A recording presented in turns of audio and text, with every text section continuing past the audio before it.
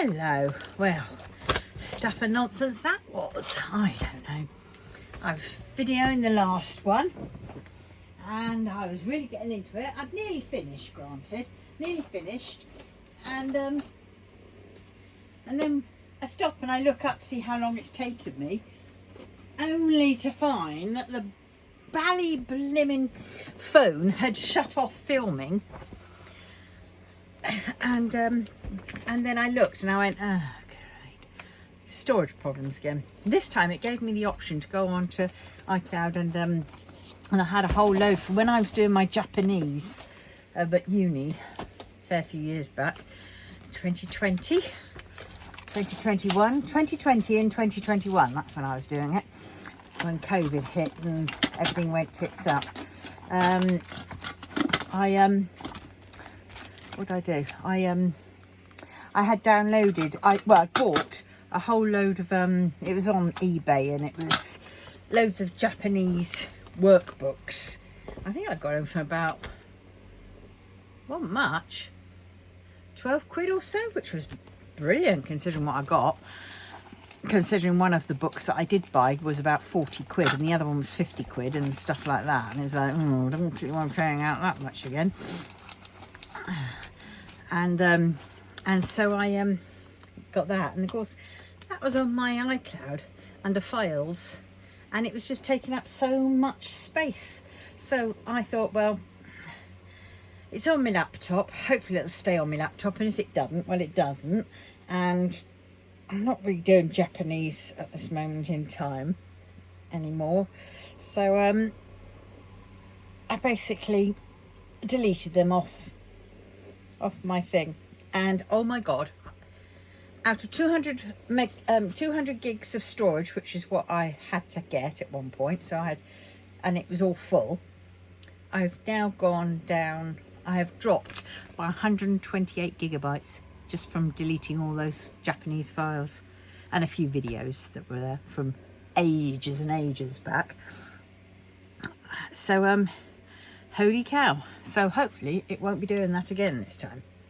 Right, and I've just spent ages trying to find my drills for Benedict Blue. I thought I'd crack on and finish this little bit of Benedict Blue up, this little section here. Whoa! It'll fall out. Oh god, I forgot. This is the round flipping case. Right, let me see. Oh dear, this table is so small and I've got it opened out. Right, and I have found these, so at some point I'm going to be doing a video while reading out a chapter of these. I couldn't find my faraway tree one, so we're going to have to be on the Enchanted Wood, and then of course there's Brer Rabbit and Brer Rabbit again. So I shall, oh god, this is all very well, this thing, but it's got the bar in and it's hurting. I'm gonna have to take the bar out for a bit, even though the bar's good to have in. Oh,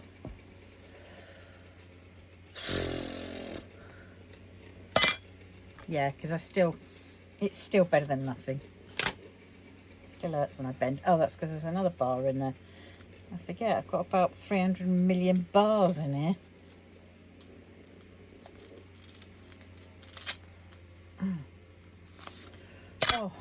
Oh, that's loads better. Whoop, whoop, whoop. I'll put them in over night time, but for now I can take them off. Right, let us crack on, shall we? I don't know what I'm going to say, what I'm going to speak about. Maybe I will start with a listen with mother. Come on, girls and boys. Shall we start with a Brer Rabbit story? And I'll basically only go on for, oh well, the chapter's pretty small, but that's all right. Right, see if my eyesight, oh god. Although I'm putting out there, but with the fan going on, it just has tendency of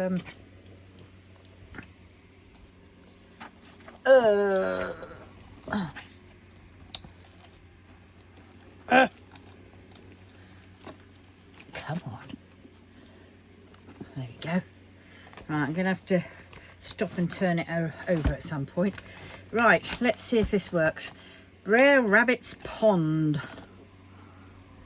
Right, let me just find my first colour, J. There it is. At the back of Brer Rabbit's house was a round pond. Sometimes when it got very dirty with leaves falling into it, Brer Rabbit cleaned it out. One time he cleaned it out beautifully, and then he stood and sighed by the edge of the empty pond. If only the rain would come and fill it, he groaned to himself. If the rain doesn't come, I'll have to fill my big watering can 50 times and carry it from the tap to the pond. Well, the rain didn't come. Of course it didn't come. The sun shone out and the sky was as blue as forget-me-nots. What a lovely thought, eh? Not a rain cloud was to be seen. Oh dear. It's no good, said Brer Rabbit at last. I'll have to fill the pond myself. So he picked up his big watering can and filled it at the tap by the side of his house. He dragged it to the pond and emptied the water in. Oh dear. Slishy, sloshy, slishy, sloshy. It made a lovely noise. Brer Terrapin came by and looked over the wall when he heard all the noise. My, he said to Brer Rabbit, that's a fine game you're having this morning. It's fun to play with water like that. Let me have a turn. Uh-oh, we can see what's coming, can't we? Because Brer Rabbit is a canny rabbit.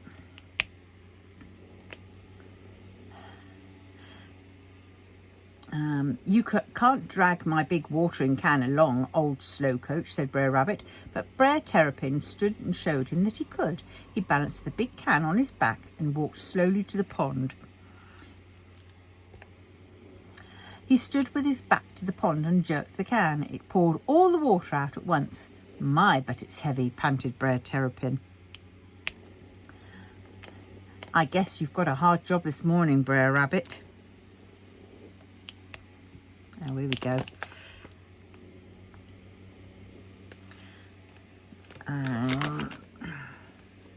Why don't you get friends to come along and help you? As if Brer Fox and Brer Wolf would fill my pond for me. He's got a point, hasn't he? Said Brer Rabbit. You let me manage things for you, said Brer Terrapin with a sly grin. You let me manage things, Brer Rabbit.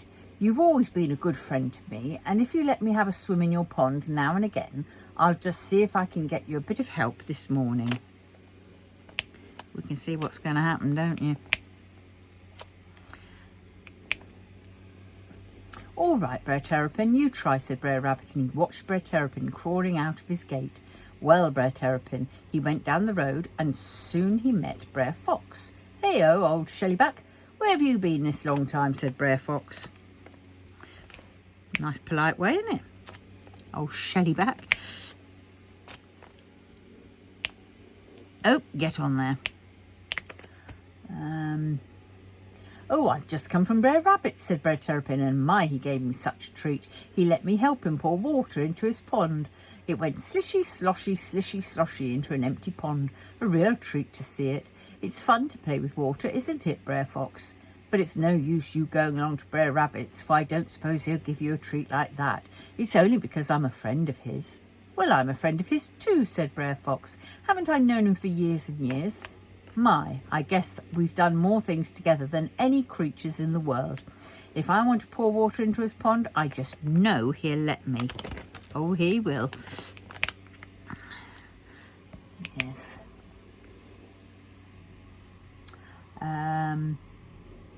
All right, you go and see Brer Fox, said Brer Terrapin, putting his head aside inside his shell to grin to himself. You go and see. So Brer Fox went along to Brer Rabbit's, and he soon heard Brer Rabbit singing, hi-ho, hi-ho, and he heard the sound of water splashing merrily into the pond. Hey-o, Brer Rabbit, yelled Brer Fox. You seem to be mighty busy this morning. That's a fine job you're doing. Oh, a mighty fine job, said Brer Rabbit, winking to himself. A job that everyone would like to do, Brer Fox. Oh dear. On to the next page. Another 2 pages to go. I just gave Brer Terrapin a turn at it because he's a very old friend of mine and I like to give him a treat. Yeah, more reading and not enough drilling. Typical, isn't it? Well, I'm an old friend of yours too, said Brer Fox. You'll let me have a turn as well, Brer Rabbit. I don't like Brer Terrapin going around saying he's the only friend of yours that helps you with your pond. You let me have a turn too. Why, Brer Fox, I'd be pleased to, said Brer Rabbit. Yes, yes, you have a turn. Have 2 turns. Have 10 turns if you want to. I'm not one to be selfish. No, if my friends want to share in my pleasures, then they're welcome to them. You take the can, Brer Fox, and have a good time. So Brer Fox dragged the heavy can to and fro a good many times, whilst Brer Rabbit sat on a warm, sunny wall and smoked his pipe and talked. Now, it wasn't long before Brer Bear and Brer Wolf came along and looked over the wall too. "Hey-o, Brer Rabbit," said Brer Bear. "I've just met Brer Terrapin, and he's been a boasting and a bragging that you've let him fill up your pond because he's such an old friend of yours, and he said that it was mighty certain you wouldn't give anyone else that treat, and we're here to see Brer Fox playing with your water too." "Oh, Brer Bear," said Brer Rabbit politely, "that's too bad of Brer Terrapin to go round saying I won't give any of my friends but him a chance to play with my pond. I'm giving him a treat too. If you want to join in, you just say the word. I'm not the man to stop anyone from having a good time." He's not a man, full stop. He's a rabbit. But never mind. We will let that little thing slide. Right.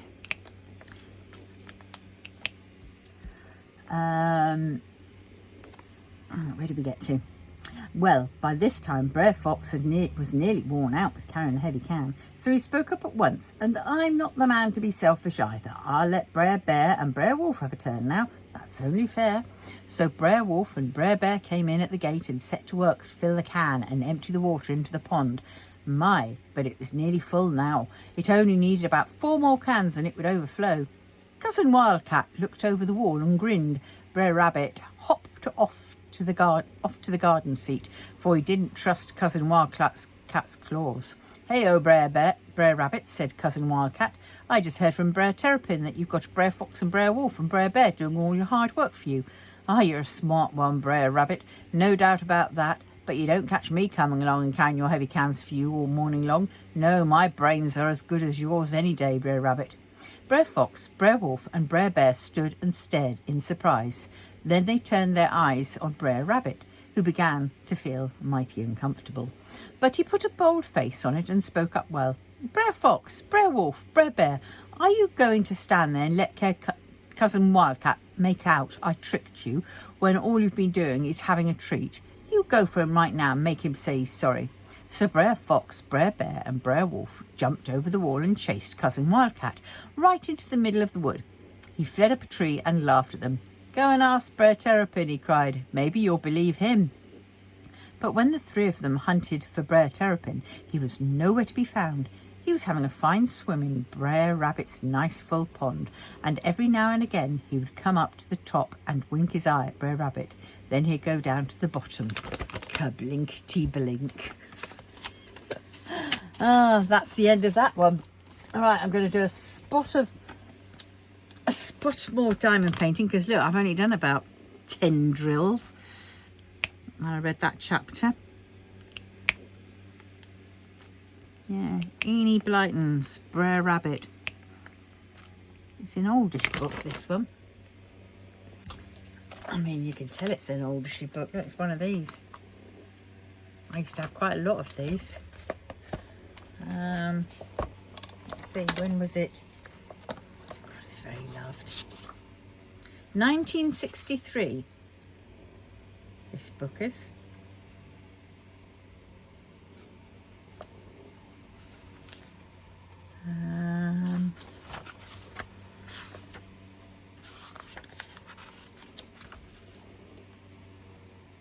Brer Rabbit book. Where are yeah, 1963 was the year my sister was born. So if we think about it, that's 60 years old, this book. Good golly, Miss Molly. Yeah, I did love those stories. Magic Faraway Tree was my favourite, and then it went to the Enchanted Wood. No, the Wishing Chair. The Wishing Chair. I'm going to have a look and see if I can get hold of those again. But I want them in this style, because this is the style that I remember them in. And they're possibly collector's items by now.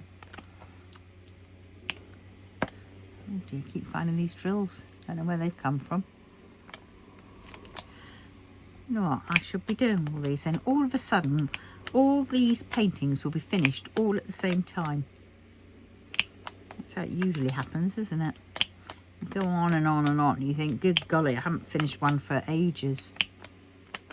I know I must start doing my Josephine Waugh's Spirit of Flight, the DAC version, because that is the very first one, I think, of DACs that I kitted up, and I still haven't done it, and that was well over 3-4 years ago.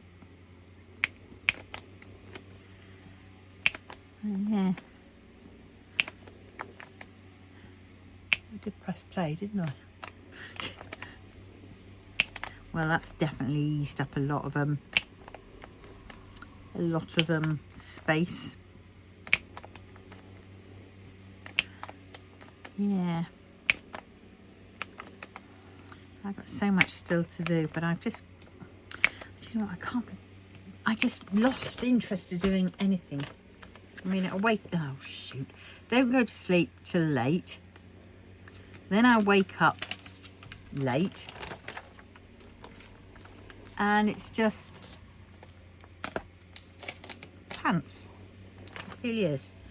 Pants in my neck of the woods are not trousers, or as I call them, trousies.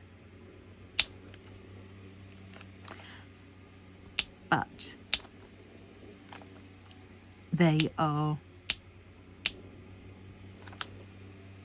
what's it called? They are knickers, underwear. And I hate the word panties. Ugh, that's a horrible word. Ugh. I don't know why, it's just one of the words that I really hate.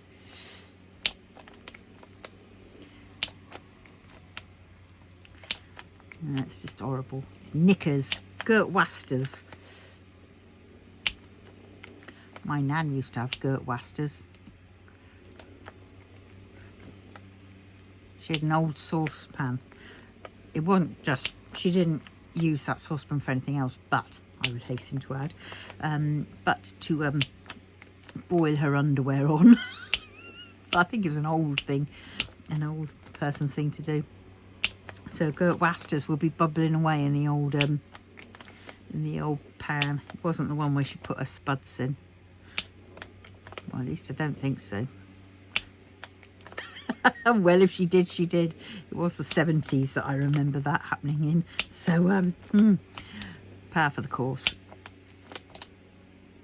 And then she put them in the copper, as she called it, which would spin everything around. But I don't know whether that's a proper copper, because I don't know. I'm going to have to look into that. And then she even had a mangle out the back, a massive old mangle, which are those two rollers, and they you know, you put the clothes in between the two rollers, and then you wind the handle, and it sort of pulls the clothes through and takes off all the excess water. That used to be fun. I mean, she never really properly used that. I mean, I only used it for jokes. So when she did the washing, I said, can I use the mangle? And we'd give the mangle a good old wash down, and then we'd use it. Yeah, quite funny. We used to have a good old laugh. My nan. Oh. That. Bit of an Egypt, isn't it? Forgot that was on there. Yeah. She was so funny. Her sense of humour, I think that's where I get it from. Get my sense of humour from her. We came up to York. I mean, I'm in the area now, but and I knew I'd always be back then. When I was 16, I was there at home, and my mum came back and said, oh, she was going to be going on a trip with my nan, one of these coach trips for oldies. And I thought, yes, I'm going to be on my own for the whole week. Yes, brilliant. No, I wasn't allowed to stay at home on my own. I had to go with them. I was the youngest on that coach, followed by my mother. And yeah, the coachman was a right sleazeball. He really was. He was a pervy bloke. He really was. But the classic thing was he didn't realise that I could drink. Crazy, isn't it? At that time, I could hold me liquor as well. I could be compos mentis in my head. No, basically I could be compos mentis in my head and compos mentis in my body, and occasionally my head wasn't but my body was, so it was quite good. And yeah, he thought he was getting me pissed so he could, I don't know what he was thinking or hoping, but it wasn't going to happen. And so we sat out in York. There's a pub right near the end on a bridge. And we sat out there because I didn't dare go in, because he didn't dare let me go in, because he would get told that he's getting a drink for an underage person. Because as I say, I'd only been 16. 15. Maybe I was 15. I think I might have been 15, 16. Yeah, I was around about 15, 16, yeah. And he kept coming out with doubles and triple vodkas, and I said, well, that's not a single vodka. He goes, no, it saves us going back because there's a heck of a queue in there. And he brought out, no word of a lie, it must have been a tumbler, and I think it was more than 3 in there. It had to be more than 3 in there. And well, I drank it. I was fine. Vodka was my drink of choice. So I drank that, and then I drank, I think, another 2 doubles. And then I had another triple, I think. I had quite a bit. And realistically, I should have been off off my face. But I wasn't. And he then thought he would try it on as we're walking back. And we're walking along the path by the side of the river. And there's a tree part of it that was sort of in the way. And there was like a little path. You could go round the other side of the tree. It wasn't a known path because the path was straight on. And that's at that point that he tried to grab me. So I pushed him, and I went round the other side of the tree and I legged it off. Straight as a die. You know, no problem there. And he nearly fell in the River Ouse. And then I had to try and avoid him. And I think my nan knew, because every time I tried to get him off the bus, he was there, and he wasn't helping much the old ladies off the bus, but with me, he was really doing all that, and it was like, ugh. And of course I didn't say anything, because you didn't, you know. The 80s, early 80s, so, you know. It was just so funny, really. He nearly fell in the River Ouse. He thought he was onto a winner. He met his match with me, because I was... I could hold my liquor. Ha ha ha. Yeah. Sleazeball he was.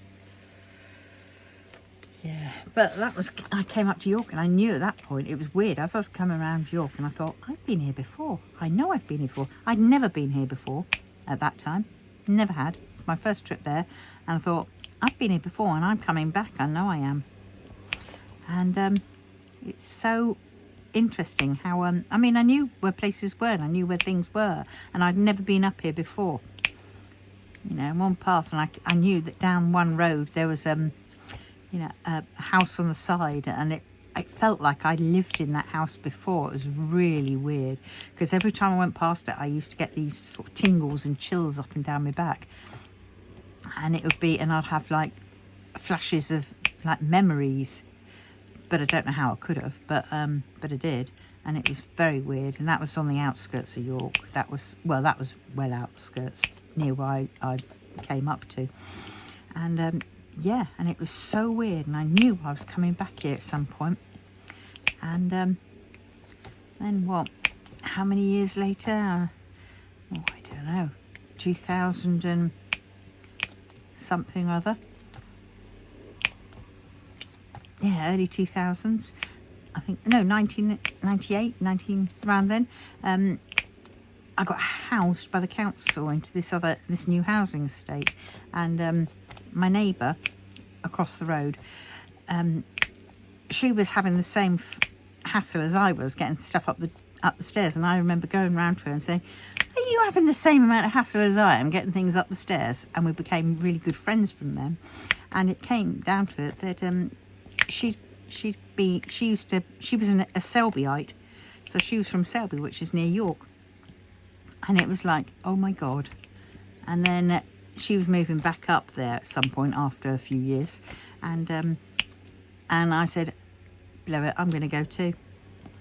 So we all packed up and we came up here. So it was really weird how we sort of came up here. And that's when as I started driving more and more around the various places, it was like I'd come home. It was really weird, and it was like, gosh.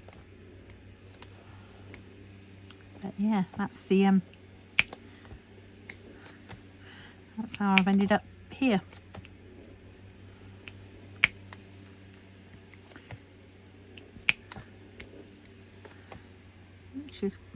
Which is good. I'm glad we did make the move. I don't think the kids were that happy to start off with that we did, but I mean now, they're both very happy.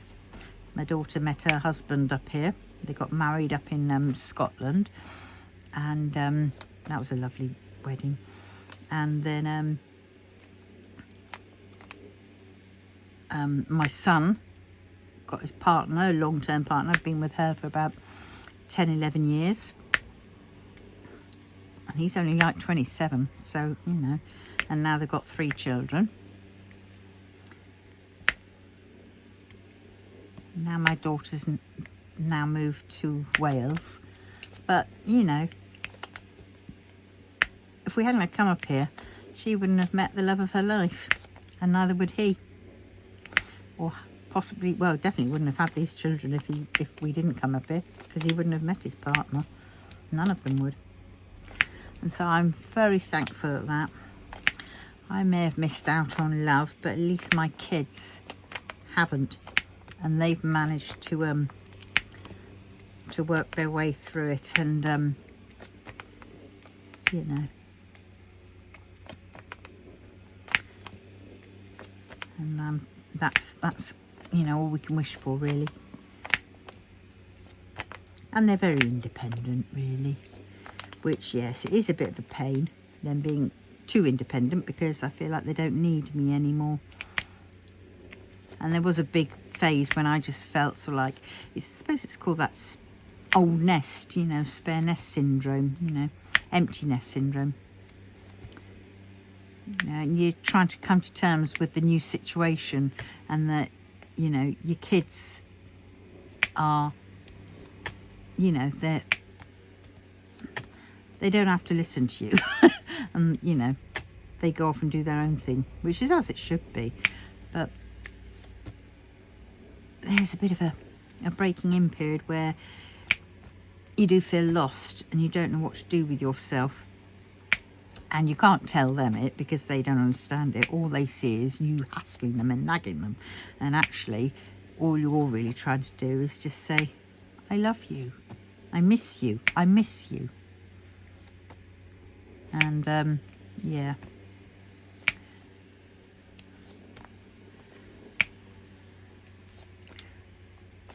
But there are the plus sides to empty nest syndrome. Get up when you want, do the housework when you want. No arguments, only with yourself. But granted, you do have to do everything around the place yourself.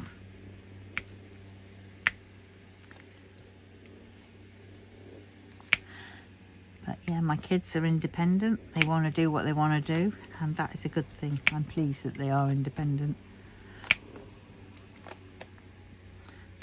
And I know they understand deep down that I worry about them. And I think my son's going to realise that more soon. You know, now he's got kids of his own and he understands what it's like, you know, when he wants to be there for his kids.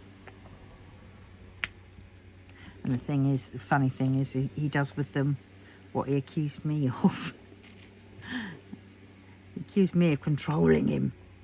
And it's like, I'm not controlling you, I'm just looking out for you, darling, because, you know, at times you just don't have a clue. And okay, point taken, I will try and back off a bit, but, you know, if I'm seeing you doing something that could be done quicker, I'm going to tell you, and then you can choose whether you want to do it or not. But, you know, or whatever.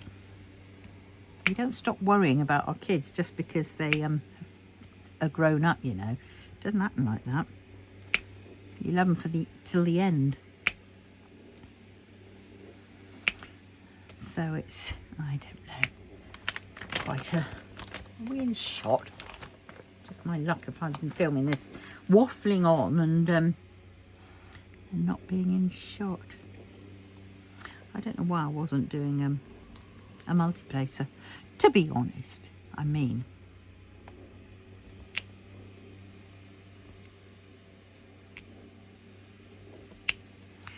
was that end one? Yes, it was. Right, have I got all the...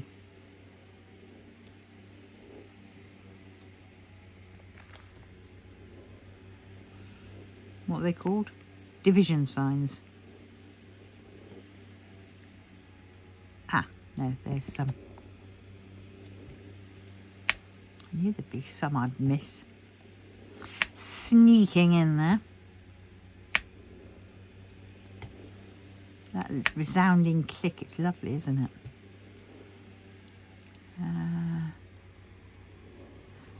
There.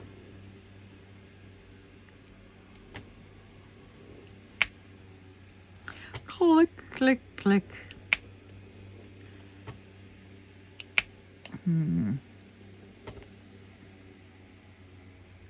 My glasses are falling down my schnoz.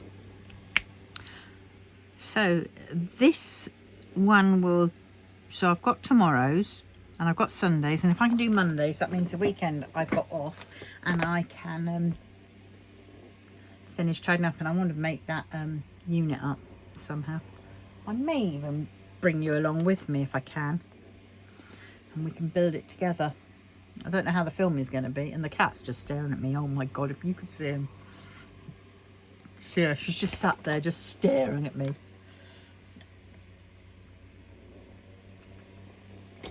It's nice out there, Desi. Oh my god, we got our flipping all this letters, because we're all coming up for that election thing, aren't we? And I've got my ballot papers. I've got to send them off because I did a postal vote. So got that, and but